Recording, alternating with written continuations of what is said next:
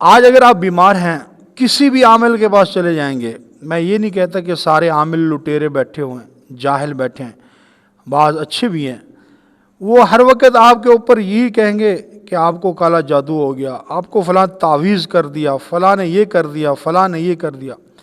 تو یاد رکھو کہ ایک ایمان والے کے لیے قرآن، احادیث، اللہ کے فرمودات، حضور علیہ السلام کے ارشادات ہی کافی ہیں۔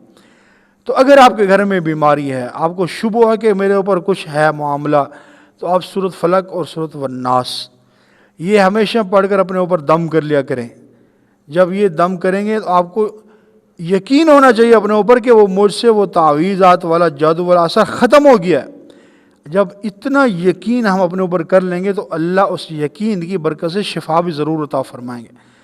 تو قرآن سب سے بڑا شفا ہے، قرآن سب سے بڑی شفا ہے۔